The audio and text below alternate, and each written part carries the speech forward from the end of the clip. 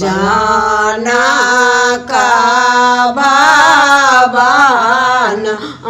में जनक भवन में बालो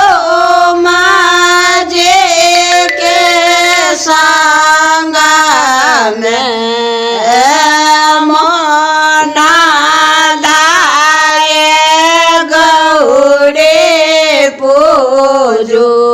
बालम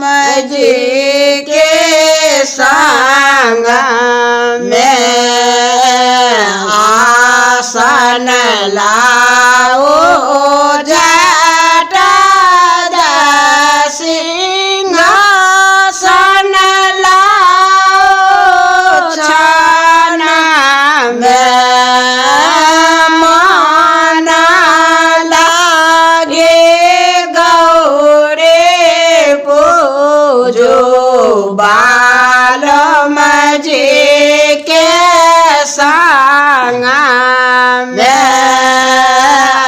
छिंजल लाओ जटा सिंदूर लाओ छन में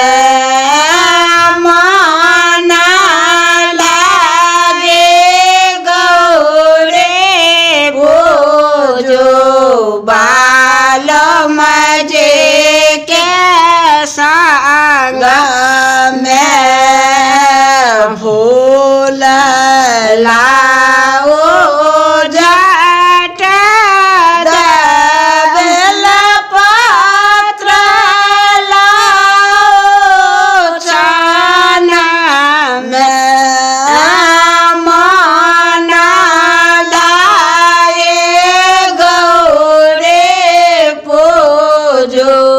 जनक भवन में नवेद लाओ जटा धूप लाओ